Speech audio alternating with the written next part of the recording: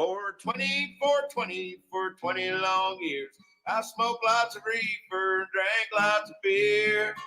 Every day at 420, we're going to settle the score. And for 20 long years, it's been 20 past 4. Hello, everybody. Welcome to 420 Live. Jeff Kravitz, your host. I hope you enjoyed our new theme song that was written by the one and only Vince Herman from the Leftover Salmon, the famous Leftover Salmon, one of the original, the first jam bands. Vince has been around for years, and he wrote that song. I guess he might have put it together just before we came on air, and he performed it live. And, I've needed a theme song. So he was right on. Oh, hold on. Wait, what is that? There I am. Okay. We back? All right, good. Okay, so nice to see you today. Welcome to the Friday edition. Yesterday, we were fortunate enough to announce the winner of the presidential race, Joe Biden. And if you've been watching the television, you'll see that Joe's been ahead in the numbers ever since, but they're being very cautious. I could see what's going on there. They want it to be fair and they want it to be right. Hold on for a second here.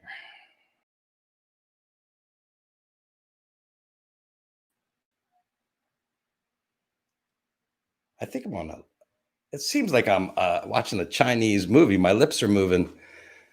Is my Wi-Fi jacked?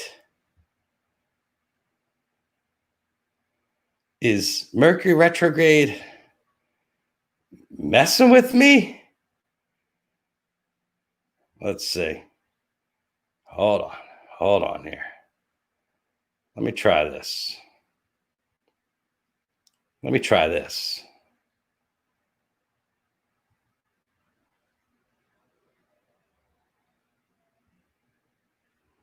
Am I glitching?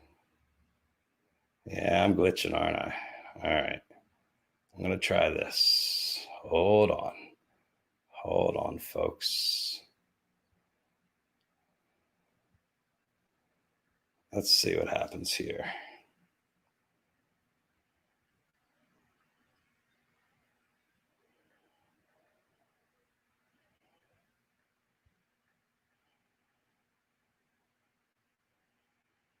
Dun,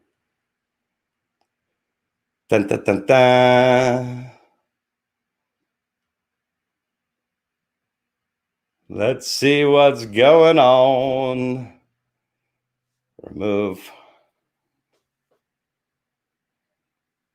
Wow, this is so much fun. I was thinking Mercury retrograde was over, and I ain't getting my ass handed to me right now, technologically.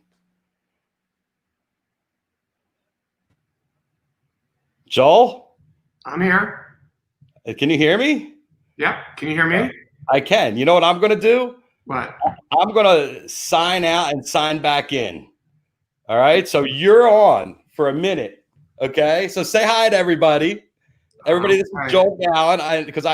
Am I moving? Can you see me moving and talking? No, you're definitely not moving, but I just thought because you were stoned. I didn't realize that it was really you. Well, yeah, I'm stoned. So I'm going to go out and I'm going to come back in because something's buggy. All right. I'll be back in 1 second. Everybody say hi to Joel Gallen.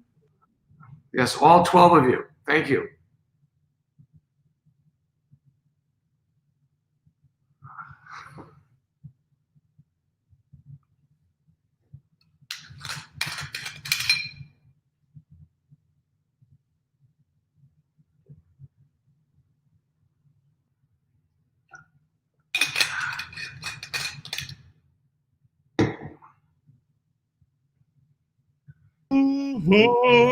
I'm back.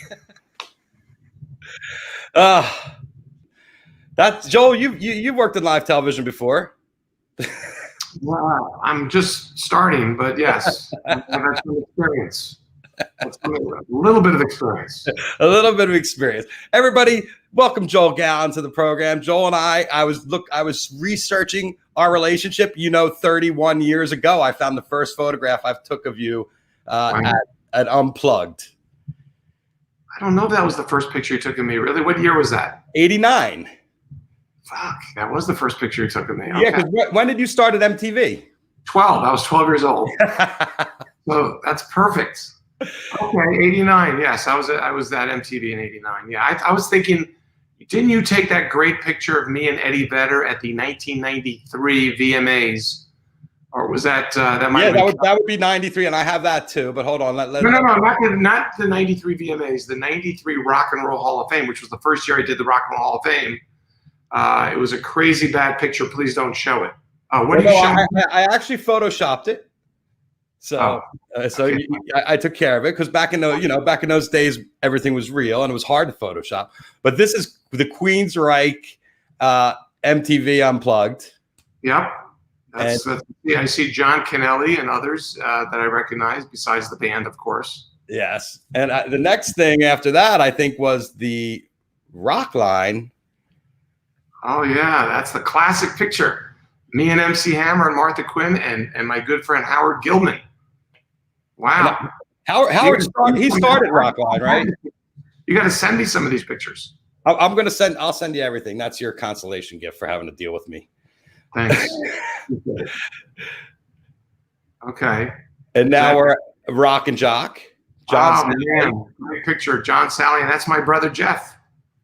It's my brother Jeff in the picture too. He was there visiting, and I'm sure his son Russell is probably just outside that shot in the frame. But yeah, John Sally, that was a Rock and Jock basketball.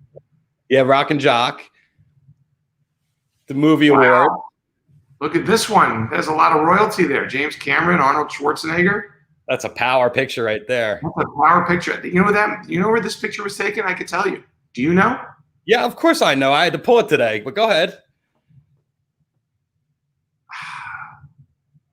I think that picture was taken. I know you're going to say it was taken at the MTV Movie Awards, but yeah. I'm going to tell you, I think it was taken at Planet Hollywood. Could you have been at Planet Hollywood? Is that possible? No, but I'll tell you what I can see right here on your neck is this little crew badge. Oh, yeah. Let's say the Movie Awards? Yep. That's MTV Movie Awards 1993. Wow. And that's, I believe that was the first, wasn't that the first Movie Awards or was it 92? 92 was the first one. So this was the second one. Those are good glasses. I should get those glasses back. They're back in style. Yeah. But it was really interesting because before that, MTV, all the events were rock stars and musicians and stuff. That's correct. We had this was a fun show. We sort of made fun of all the other award shows. That was sort of the concept, and we thought, what better genre to make fun of than movies? So, but everybody seemed to be into it. We had a lot of great people on that show over the years. Yeah, the talent was unbelievable, but also everybody was coming to promo their movies coming out that summer. Yes, but a lot of people liked coming and doing the short films and doing the funny stuff on stage. That became sort of a go-to place for a lot of the up-and-coming comedic actors at the time. They all really wanted to do the show. It was like a very rare occurrence where you don't have to talk somebody into doing it. They just wanted to do it. Right. And you really got into the gags and as it got easier in later years with the green screens and stuff like that. That's correct. And here's the 54th Emmy. So you're going to have to tell me what that Emmy was for because I don't remember. That was for the 9/11 show I did, right after. It was called America, A Tribute to Heroes. It was a show that was broadcast on like 65 or 70 networks around the country, around the world, and raised about $150 million in one night for victims, for all the families of all the victims that suffered from 9/11, from the planes, from the World Trade Center, from the Pentagon, from the plane that crashed in Pennsylvania. It was, certainly probably the pinnacle moment of my career in a sense, because I had 6 days to put it together. It was the first show of its kind. Well, you hadn't done anything like that where you got the talent together for a big event. Well, that was the first one of an event of this nature where artists came because they wanted to help. Everybody wanted to pitch in. Everybody wanted to help. And unfortunately, we've done a few after that. I'm not the only one that's done them, but I did something for Katrina. I did something for after the earthquake in Haiti. Obviously, I've worked with Stand Up to Cancer a few times. I've done recently when the pandemic hits, I did a bunch of shows to help people. Like I did the show for iHeart and Fox called the Living Room Concert for America. And I did one for New Jersey, just called Jersey. And you've been doing all that from your house too. Yeah. All the pandemic stuff I've done right from where I'm sitting right now in my kitchen, my dining room table with my kitchen behind me. This is my office. You're right here. Absolutely incredible. And the trip, I mean, that was a legendary. I mean, everybody watched Tribute to Heroes. It was so real. It was such, come on. Everybody in America was focused on that event. It was such a historical thing, and you stepped up to the plate and knocked it out of the park. This is backstage in 2003 at a VMAs or at a Movie Awards. I remember that. That was Justin Timberlake and Sean William Scott were the hosts. And I remember they were tooling around with those Segways or whatever you call them backstage. And I said, let me take a spin. So I took one for a spin, and you snapped that historical picture. It's a historical shot. You on the thing. Here's you're working on one of the gags for the Movie Awards with Mel. Oh, yes. This is before Mel Gibson got himself into a lot of controversy. But back in these days, he was another big fan of the Movie Awards. He'd come on a lot. His Lethal Weapon movies were always very popular on the shows. This particular time, he was at the show to do a special tribute to the Three Stooges. So he wanted to get, baseball bats and wrenches and things like that to hit himself in the face and the head with and do some Three Stooges type stuff. Obviously, we really were not thinking about our audience for this bit, because how many 14-year-olds who watched MTV even knew who the Three Stooges were, but it was a way to get Mel Gibson on the show. Who am I to argue, right? If you created a TikTok with all old Three Stooges bits, it would probably be a huge hit. I bet it would be. I think you should do that. I'm down. I need to do something. And this is when you started working with Fox, I believe. You did the Billboard Awards, right? And yeah, this was a mid-90s Billboard Music Awards with the great Dennis Miller and, of course, Heather Locklear. And my tie. Yes, all good. All good. It's interesting to watch your hair and your tie and your glasses change over the years, right? Yes, it is. Oh, my goodness. Look at these pictures. Well, I hope Doug Herzog's watching, because I'm sure he'd like to see that, and Jim McGrath. And John, there's a great combination of hosts right there. John Lovitz and Courtney Cox. They co-hosted the 1996, maybe 1995 MTV Movie Awards. Yeah, and wearing my Doug and Judy, the A-Team there in MTV. Absolutely. With all the classic times. And my stonewashed jeans there. Oh, and now we're on to Tommy Lee. And Tommy Lee with Elon Gold. That's a nice combination. That's backstage at the Pam Anderson roast. Right, and here's speaking of Pam, there she is. Wow, look at that picture. This is really a walk down memory lane for me. Thank you. Yeah, well, I wanted to make sure your brain was still working. And obviously you remember each year and each event and who hosted. So very good, Joel. So far, so good. The dementia has not kicked in yet. Look at that. It's Shatner as the devil. It's always a comedy bit when you got William Shatner pretending he's Satan. Can't go wrong with that. It was actually really good. That was a great bit. And here you are working with Jimmy doing one of those short films for the Movie Awards, right? Yes, this is him doing a Star Wars with a Natalie Portman lookalike. You could sort of see her a little bit there, because we used over-the-shoulder shots to Jimmy. Jimmy was who else was in it? Jimmy was he was playing the Hayden Christensen character. Don't scream at me, Star Wars fans, because I'm blanking on his character. Anakin, thank you. My son told me that I blanked on Anakin's name. Young Vader, and here's you and Jimmy. This is a couple years ago. I have no idea where that picture is, and where did I get such a shiny shirt? I like it. And you know what? I'm gonna have to look it up to see what that is from, because I don't really remember which one. It doesn't even look like Jimmy Fallon anymore. No, he was so young. That's why. Yeah. This is before I think this is right at the beginning. And here's a picture of you and Eddie. Oh yeah, that's the classic picture, wearing the stonewashed jeans and my stonewashed shirt, and Eddie Vedder with his school notebook. See that? Right. Composition book we all had at school. He would carry that around wherever he went and write lyrics when he was inspired. That's how it was before iPhones and before people did everything on computers. So he did it the old-fashioned way, And there's a great story that I don't think I have time to go into, but this was the second time I had worked with Eddie Vedder, because I had done the Pearl Jam Unplugged, which was the first show that I ever directed in my life. Imagine that being your first show you ever directed. That was in the winter of 1992. By the way, just released. They just released that show, the full version, right? They released it as a vinyl, as an album, and they may have released it also as a full uncut DVD or Blu-ray also. But I know that about 6 months ago they released the whole performance on vinyl.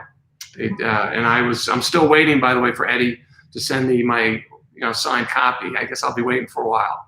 But it was really funny. That was the 1993 Rock and Roll Hall of Fame. It was the first time that we'd ever done it in Los Angeles, and we've only done it in Los Angeles one time since then, 2013. And Eddie agreed to induct the Doors. And there was a big snowstorm, but he was driving down he was living in Seattle at the time. And he was driving down, and it was taking him much longer. So he wasn't gonna get there until the day of the show instead of the day before when we were rehearsing. And he left me a message. I swear to God, I saved it, but I don't know what happened to it, because it was on my home answering machine. I get this message: "Hey, Joel G, it's Eddie V." That's what I remember it starting. I'm running late because of the weather, but I'm gonna be there. I don't need rehearsal. Tell the guys to learn their part. I got my part down. He's telling the rest of the Doors to learn their part, because he already knew the Jim Morrison part. And he did it without any rehearsal, and he did 3 songs and knocked it out of the park. So you know what? I sat there. I was shooting that from the camera position with a long lens for People Magazine, and all night I was eyeing Eddie. And as soon as the lights came up, I ran over there with my camera, and you were on the same page, because next thing I know, you were up there. I was.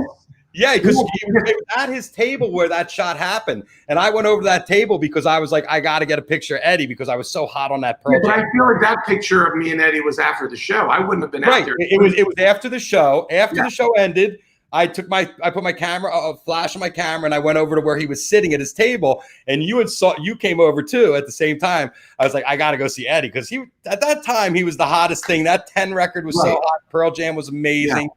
And that performance that night was mind-boggling to see. We saw Cream reunite that night, and they haven't played since. Inside the ballroom of the Century Plaza Hotel, there were 500 people there. Rock and roll history. And then we had a semi-Creedence reunion too, but not really. John Fogerty wouldn't play with the rest of the band, so Bruce Springsteen and Robbie Robertson were somehow convinced to get up there and play. And I think they didn't really understand what was happening and may have regretted it afterwards. But political implications. It all happened, but it was an amazing night. It was an amazing night. Yeah. Well, I mean, it's good that led us right into the Rock Hall, which is why I called you, because I saw the Rock Hall was coming up. And I've been talking the past couple of weeks trying to get you on the show, because I know it's a lot of work. Every year in the springtime, we're heading to either Cleveland or New York, and occasionally Los Angeles. Very rarely, but occasionally Los Angeles. Yeah. But it's supposed to be in the rotation of the 3 cities right now. That was one of the modern solutions to this, to keep everybody happy. And I believe this year was Cleveland, right? We were going to be back in Cleveland. Yeah, it was going to be the first ever live show. Remember, none of the shows are always been a live event, but they've never done it 100% live. We always had a week or two to, polish it in the edit room and mix music and things like that. This was a very ambitious idea. I was up for it, but we were going to go live from Cleveland on May 2nd.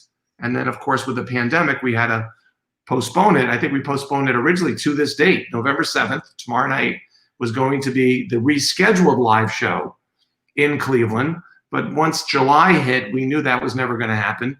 And that's when I went to the Rock and Roll Hall of Fame people and HBO and presented this idea of doing sort of reinventing the show this year and doing it more as a documentary. So we weren't really reliant on a live audience and big live performances, and more telling the stories of the artists that are being inducted. And how did it feel to you when you got done with it? Is it as impactful as having everybody together, or is it in a different direction? Well, I think, listen, everything is subjective, right? And I think there'll be some people watch the show, they'll wish that there was live performances, like Nine Inch Nails is being inducted. Who wouldn't want to see them live? They're an amazing live band. The Doobie Brothers are an amazing live band. Depeche Mode, amazing live band. So we have 3 of our 6 music inductees are all amazing live bands. Now, what you will get is you'll get glimpses of their live performances in these films, obviously, but you're not going to get the full-on live performance that you would have gotten if our show was normal. But you'll get a much more detailed story about them, a much more interesting sort of timeline of all the sort of moments of their careers, and also some really interesting bites from a lot of other artists that are big fans of these artists. This was also a year where 3 of our 6 inductees are deceased. We have Whitney Houston, we have Notorious B.I.G., and we have T-Rex, led by Mark Bolan. So all of those, obviously, if the show was live in May, like it was supposed to be, we were planning big tributes to each of them. So there would have been big live music, for them. Like for T-Rex, we had, Billy Joe Armstrong and Billy Idol were going to collaborate and do something.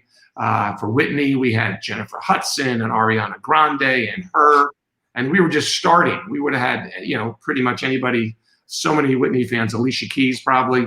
And then for Biggie, we hadn't really worked that out yet exactly who was going to pay tribute to Biggie. So that hadn't been worked out, but there were so many other big moments we were going to do, but couldn't do them. We had this pandemic. We can't have 10,000 people at the Public Hall in Cleveland. So, and we didn't, the artists weren't going to travel and bring their crews and take all those risks and all that kind of thing. So we had to come up with an alternative idea, and that's what this year's show is. And, I think what's cool about it is people will learn. Not everybody's going to tune in to see Biggie or Nine Inch Nails or T-Rex. But if they tune in and watch the whole show, you'll get something out of every single film, even if you're not a fan. That's certainly our hope, is that you'll learn something. Hopefully you'll enjoy it. Hopefully it'll inspire you. Hopefully you'll, understand why they deserve to be in the Rock and Roll Hall of Fame. And the combination of all of those things, I think it'll be, listen, documentaries could not be any hotter or bigger on television. So I've watched so many, and I've watched them all, like Led Zeppelins and Frank Zappa's, and it's just like so much fun. Let's show everybody the sizzle reel here so they get an idea of what they're looking at if my Wi-Fi cooperates here. Sure, go ahead. It shows you what happens when I was going hardline into my computer, and then I lost the little thing when I took it to it. Forget it. All right, let's see. Come on, baby. 7-Eleven, spinning the wheel. Well, this is a good rehearsal. When are we really doing this live? Joel, that's part of the charm of 420 Live. It's like it's the stoners. Yeah, this is. I know, but I didn't get stoned, so I'm missing out on all this fun right here. But well, you didn't get your the package, but obviously the reel's not working. But hopefully the show will be working tomorrow night when it's on HBO.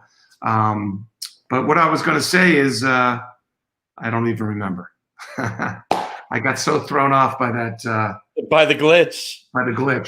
But what's it like the thought process? Take us into some of the thought process when you go into the planning this with Rock Hall, where you're like, all right, it's not going to be a live event. How did you come up with that? To be like, was there a conversation at one point where yes, we were going to have a live event? Well, the conversation initially was that we were going to do this documentary idea, which, by the way, so everybody understands, it's a 2-hour and change show. So it's about a 10 to 12 minute documentary on each artist that's being inducted. And there's 6 musical artists, which we've mentioned, and plus John Landau and Irving Azoff also have little films. So it's like a series of mini documentaries. That's what this show is. But the initial pitch, which would have made the show 2.5, probably 3 hours long, was that the culmination of each film, we would then stage a live performance in a venue maybe where this artist first began. So for Nine Inch Nails, it would have been, I forgot the name of the venue where Trent first played in Cleveland. So the idea would be, it would be an empty venue, but it would be at least a place with historical significance. And T-Rex, for instance, they performed at the Whiskey, their first performance ever in LA. Might have been their only performance in LA. I gotta check that. So Billy Joe and Billy Idol would have performed at the Whiskey. That kind of thing. Whitney tribute. I think I was thinking the theater where they filmed Bodyguard in LA. The Wiltern, was that the Wiltern? Wasn't the Wiltern. It was the one on Sunset. Oh, so Pantages. Pantages, exactly. Yeah. It was the Pantages. So we're trying to come up with those kind of connections, but that gets very expensive, as you know, to stage, 6. Yeah, the COVID testing alone, the line item for COVID testing is ridiculous now. Yeah, well, but we were going to have a little bit less to worry about that because we weren't going to bring in a big audience. It was going to be more stripped down. It wasn't going to be a big crew. But the more we thought about it, we just thought people will be disappointed because it's, these artists really feed off the energy of those fans, and we thought we're going to show a lot of that in the films. So let's just keep this as a documentary, and we decided to not do the live performances, and hopefully, we'll be back on track next year when the show is hopefully live on HBO at the end of October is when it's tentatively scheduled for, and hopefully people will be safe by then, and hopefully we'll have vaccines in place and people, obviously taking good care of themselves. Hopefully by next October, we'll be close to back to normal, but I don't know. We don't know what's going to happen. Nobody can predict. No, we don't know. But right now we're dealing with the Rock Hall is moved. This was a spring event, and they have to retool everything. The way the votes are announced, the way the nominees are announced, the whole thing has to be thought out again for the fall, and that could be tentative too. So it's a really rock and a hard place. Now, you used other talent and you interviewed like contemporary stars and stuff like that for this, correct? And interspersed. That is correct. Yes, we interviewed contemporary stars. We interviewed Rock and Roll Hall of Fame inductees. We interviewed celebrities. It was really a nice cross section of a lot of different people, a lot of different artists. So was it specific to the artist that they were talking about, or did you use them one person like throughout the whole thing with that? Oh, no. We sort of made a short list for each induction segment.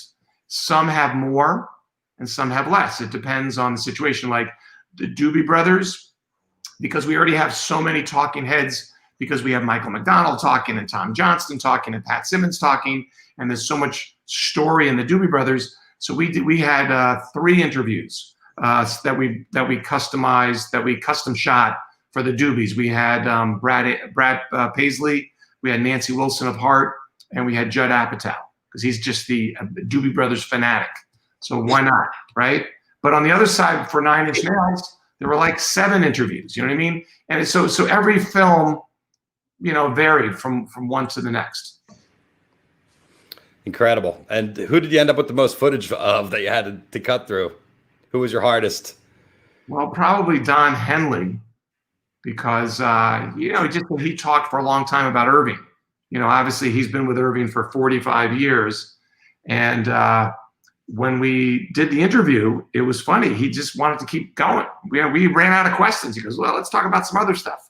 So it was fun. He had a lot to say. Obviously, the film is only about 8 minutes long, so we couldn't use a lot of it. But he was probably our longest interview. So we have the most footage with Don Henley. So you're gonna have a separate Don Henley, a life behind Don Henley. Well, it'll be a separate Don Henley interview that Irving could keep for his own archives. Right. He's heard so many great glowing things about Irving and their relationship. So it'll be nice for him to have that. What was the? By the way, am I speaking in sync? Because I'm looking at the yeah, screen. I'm seeing you all right. I see myself a little bit lag. So I think what's happening is that my internet sucks for some reason. But Joel, okay. I've been dealing with this Mercury retrograde now thing for over 3 weeks. So everything's gone wrong on my show over the past 3 weeks. I've just watched everything fold. So this is par for the course. You got my contract that says I can only appear on the podcast if I'm in sync. We can work on that. I think they're going to do a reunion. What was the thought process on moving it out of the small, intimate Waldorf Astoria? I mean, I know that's now closed I mean, those shows used to be so amazing. You'd walk in and there'd be like Leonard Skinner blowing out a 20-minute Freebird I did that show. That was a great show. Yep. Well, I think I think it really came down to dollars, because it's expensive to do it at the Waldorf, and then when we moved it in Brooklyn to Brooklyn, of course it started. Here's how it started. First, we started going to Cleveland and did it at the Public Hall, and it was such a great experience because we were able to pack it with so many fans. It wasn't just industry. You know, the Waldorf had that mystique to it that people didn't really know what happened. Remember, in the early days, there really wasn't a lot of TV coverage, and only the industry was let in because, of course, the tables cost $25,000 a table and that kind of thing. And then when we went to Public Hall in Cleveland, I think in 2009, I think was the first year we did that. It was just such an exhilarating experience because we had the industry on the floor like we do at the Waldorf, but then we had this big balcony with 5,000 screaming fans. It was amazing. And that same year, we went to Brooklyn, to Barclays. I'm sorry, we didn't go to Barclays. We went to Madison Square Garden and did the 25th anniversary concert, which was 2 nights of just nonstop, you know, incredible performances. Well, that was a marathon. Wasn't that 7 or 8 hours a night of? It was five hours a night. Yeah, come on, Joel. Well, I think the first night we had some problems. Stevie Wonder, as I recall, there was some technical problems, and then everybody's set went way longer. I think you're right. Bruce didn't go on until probably like midnight, so he was done like at 1:20 in the morning or something. Wow. But that was another legend. I think between Public Hall in Cleveland in 2009 and then having this concert at Madison Square Garden in 2009, I think the Hall of Fame sort of woke up to like, okay, we got to stop just keeping this for the industry in a small venue like the Waldorf. And so that's when they started looking into moving it to Barclays, and then eventually in Brooklyn, and then eventually doing a rotation between Barclays and Cleveland, with the rare occasion of going to LA when we did it at the Microsoft Theater in 2013. But yeah, I think now the show has, they realize that fans will come, fans want to be there, but they can still keep it, the floor sort of intimate for the industry. Yeah, and also it is their biggest fundraiser of the year for the Rock Hall. It pretty much is their only fundraiser. Well, I don't know. I can't speak for what they do in Cleveland, but this is definitely their big fundraiser. And this show, that's one thing you should know, is like this show is not a fundraiser. This is like a licensing agreement with HBO, and there's no extra income that the Rock and Roll Hall of Fame is getting from this year's show. But next year's show, hopefully they'll make up for it. Next year, they're moving into, I think, the bigger arena in Cleveland. They're not doing Public Hall. They're going to that arena in Cleveland where the Cleveland Cavaliers play. Wow. So that's going to be like, it's going to be like Barclays, but in Cleveland. That's going to be like a full-scale arena show. It's going to be a full scale. In fact, there was a moment in time where we talked about just not doing the inductions this year and doing a 2-night blowout next year. Imagine that, like a 9 Inch Nails, Depeche Mode, Doobie Brothers, Whitney one night, and then whoever gets inducted maybe 2 nights later. I need a day for rehearsal, Yeah, but if things went haywire next year, then you're kind of backed up to You're exactly right. We decided that we just couldn't take the risk.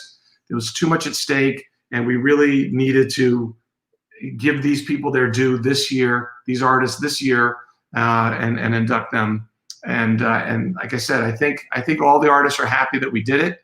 I think they would have loved to have performed, but I think they're under the circumstances. I think they feel good about where we ended up.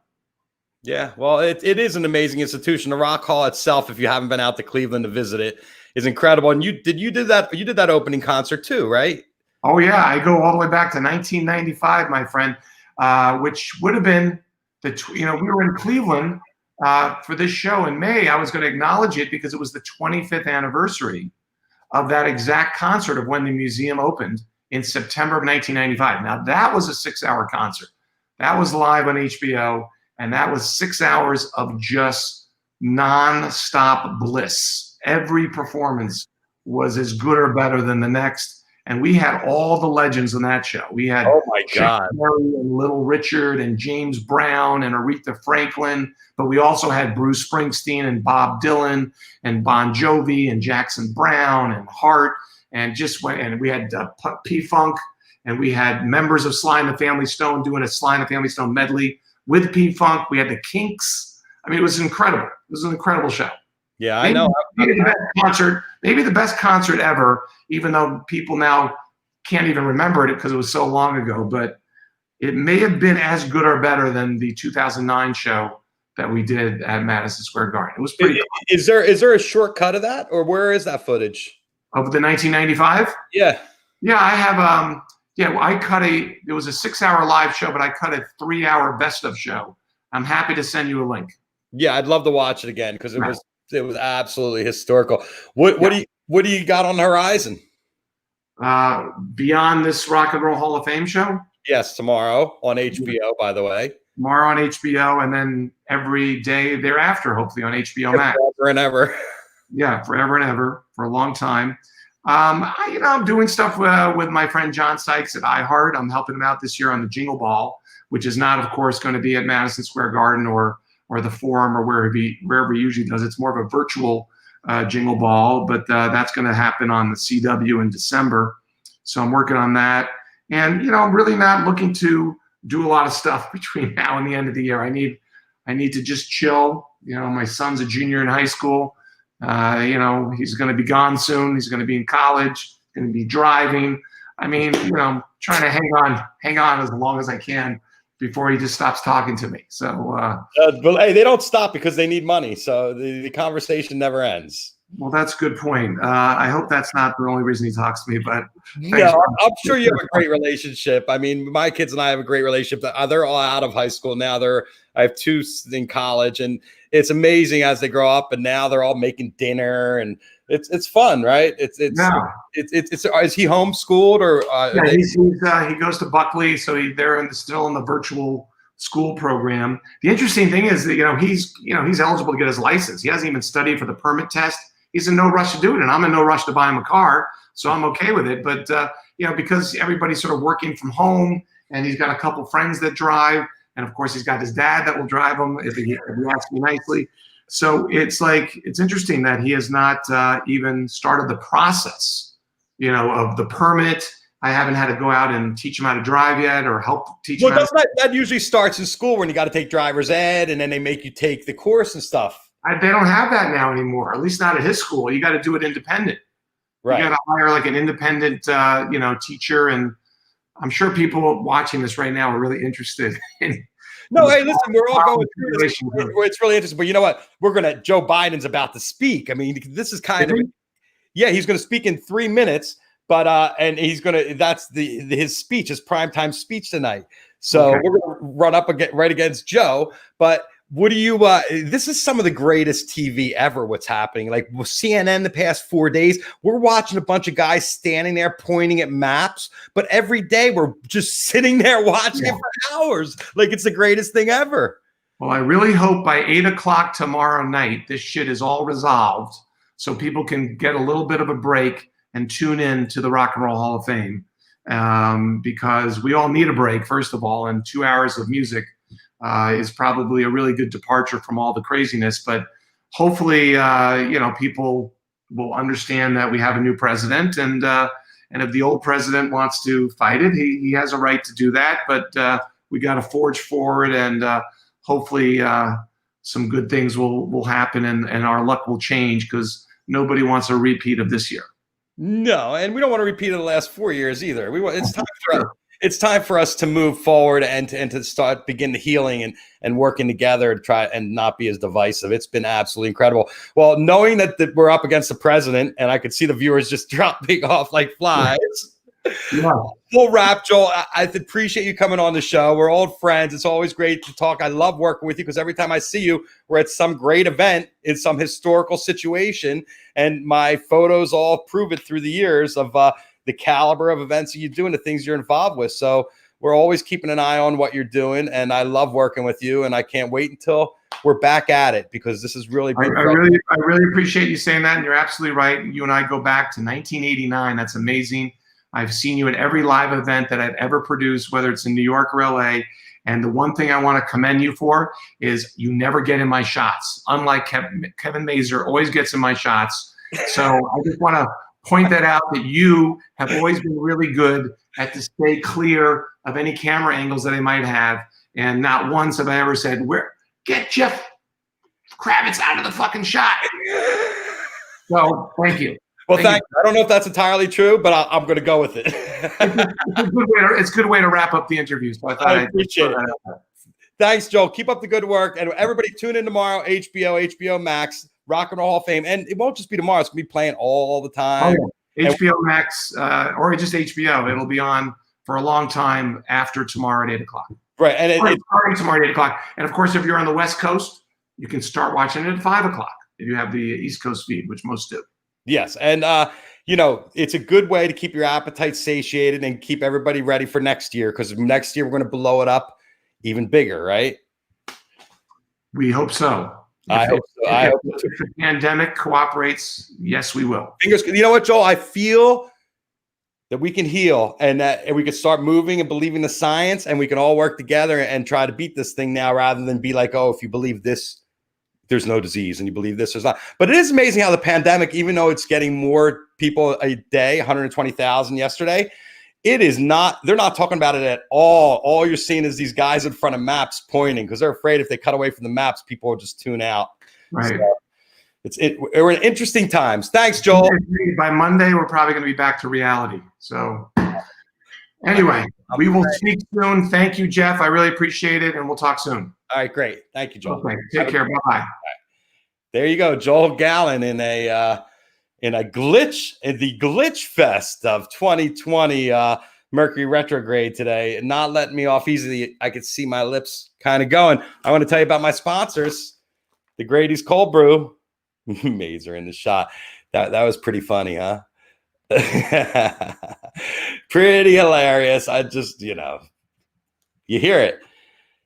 Let me get my banners up. The Grady Cold Brew. If you use the 420 Live, that link right there, Grady'sColdBrew.com, 420 Live, you get 20% off.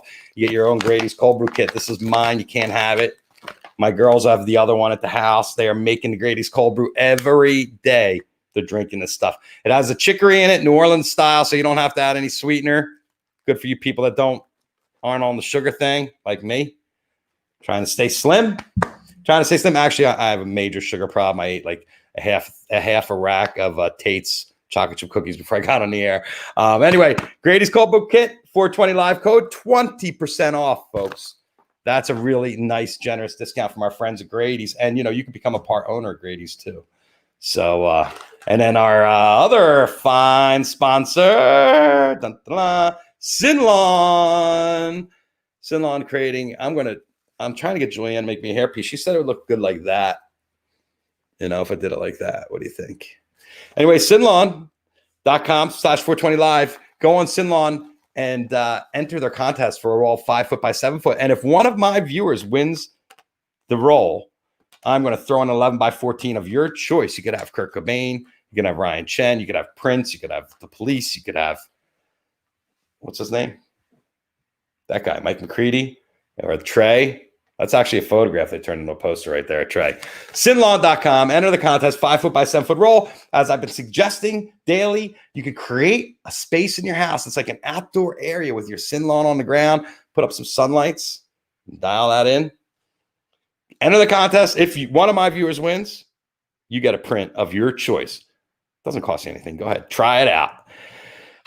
Tomorrow is Saturday. I will be off. I'm really looking forward to the day off. What else we got? Next week? Mercury retrograde is starting to end. I can feel it.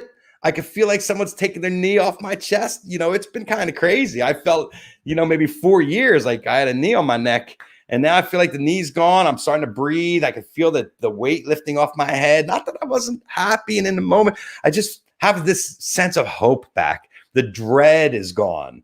I'm not dreading what's going to come out. Anyway, I'm sure Joe Biden's a lot more interesting than I am. Check out Joe. And if you're watching Joe and listening to Trey, enjoy the Trey Beacon shows tonight. Have a great weekend, everybody. Peace, love, happiness, everybody out there. There's the hug. Love you all. Thank you so much for tuning in. We will see you after the weekend. And thank you, Joel Gallen, for bearing with me. I just love dragging one of the most professional producers in the world through my glitch fest today. That was kind of hit me right here. Thanks, guys. Have a great weekend. 420 Live out.